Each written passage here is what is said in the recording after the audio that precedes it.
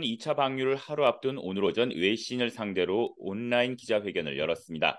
도쿄전력은 1차 방류를 마친 뒤 진행한 점검에서 희석 설비인 상류수조 4곳에서 도장이 10cm 정도 부푼 것을 확인했다고 밝혔습니다.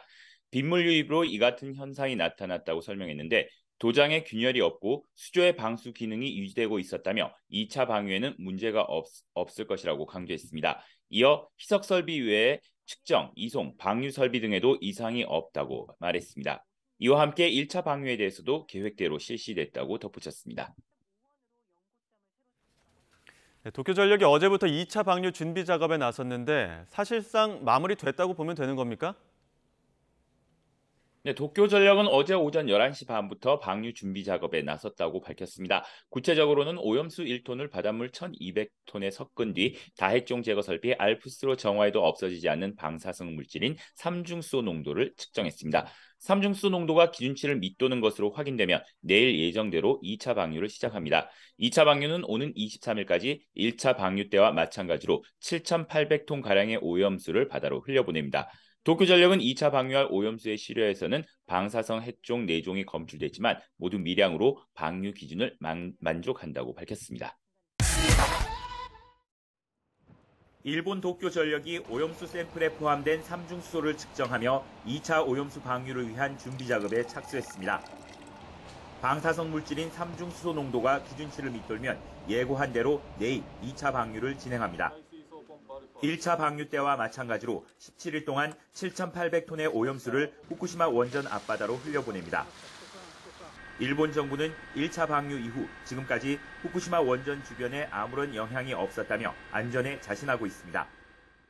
4月24日に開始されたアルプス処理水の海洋放出について、これまでのモニタリングの結果からは計画通り安全に進められています。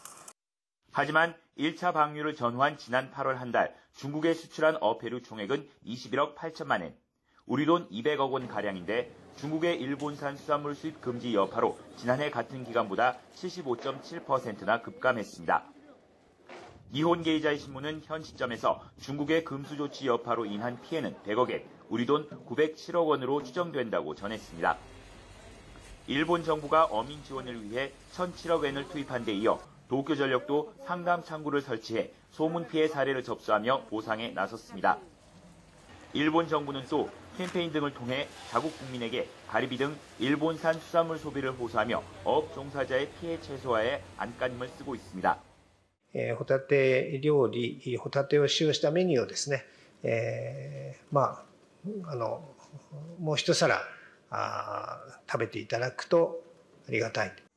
도쿄도 역시 도내 초밥 상점, 생선 가게에서 해산물을 먹거나 구입하면 포인트를 제공하기로 했습니다. 하지만 중국 수출 물량을 따라잡는 데는 한계가 있어 중국과의 타협점을 찾지 못할 경우 일본 어업 종사자의 피해는 상당 기간 이어질 수밖에 없을 전망입니다. 도쿄에서 YTN 김세호입니다. 지난 8월 후쿠시마 원전 오염수 1차 방류 이후 중국의 일본산 수산물 금수 조치로 일본 어민들의 피해는 갈수록 커지고 있습니다. 일본이 지난 8월 한 달 중국에 수출한 어패류 총액은 21억 8,014만 엔, 우리 돈 200억 원으로 지난해 같은 달보다 무려 75.7% 줄었습니다. 다급해진 일본 정부는 소문 피해 대응과 어민 지원을 위해 기존에 적립한 기금 800억 엔에 207억 엔을 추가로 지원하며 주요 수출품인 가리비의 매입 보관, 신규 수출처 개척을 위해 사용하도록 했습니다. 하지만 단시간에 중국 수출 물량을 채우기는 역부족인 상황. 이런 가운데 일본은 지난달 11일 1차 오염수 방류를 마무리하고 오는 5일 2차 방류를 통해 오염수 7,800톤을 바다로 흘려보냅니다. 来週10月5日から2回目の海洋放出を開始する予定でございます。引き続き最大限の緊張感を持って臨んでまいりたいと思います。 일본은 IAEA 총회 등 국제 무대에서 오염수 방류의 안전성을 IAEA를 통해 검증받았다며 중국만 자국의 오염수 방류를 반대하고 있다는 점을 부각하며 각국을 상대로 여론전을 강화하고 있습니다. China is the only country, despite being a member of the IAEA, that continues to spread scientifically groundless information. 중국은 오염수 해양 방류는 유례가 없는 일이라며 반발하고 있습니다. 여기에 러시아까지 일본 수산물 수입 금지를 검토하겠다며 중국과 보조를 맞추는 모양새입니다. 자국 어민들의 상황이 나아질 조짐을 보이지 않고 있는 가운데 2차 오염수 방류 이후 일본에 어떤 외교적 여파가 미칠지 주목됩니다. 도쿄에서 YTN 김세호입니다. 지난달 24일 후쿠시마 원전 오염수 방류를 강행한 도쿄전력은 1차 방류를 마친 지난 11일까지 7,800톤의 오염수를 바다로 흘려보냈습니다. 일본 정부와 도쿄전력은 원전 주변 바닷물과 수산물에서 삼중수소 농도를 측정한 결과 지금까지 모두 기준치 이하로 나타났다고 밝혔습니다. 4月24日に開始されたアルプス処理水の海洋放出について、これまでのモニタリングの結果からは計画通り安全に進められています。 도쿄전력은 설비 점검 등을 거쳐 이번 달 하순 2차 오염수 방류를 진행할 방침이라며 2차 방류분 보관 탱크에 있는 오염수에서 방사능 핵종이 일부 검출되긴 했지만 모두 고시농도 한도를 밑돌았다고 강조했습니다. 이런 가운데 중국은 오염수 방류 직후 단행했던 일본산 수산물 수입 금지를 이어가고 있습니다. 지난달 중국의 일본산 수산물 수입액은 271억 원으로 지난해 같은 기간보다 67% 급감하는 등 일본 어업인들의 피해는 계속 커질 전망입니다. 일본 정부는 오염수 방류가 인체, 환경에 미치는 영향이 미미하다며 IAEA 검증 결과를 바탕으로 중국의 금수 조치 철회를 요구하고 있습니다.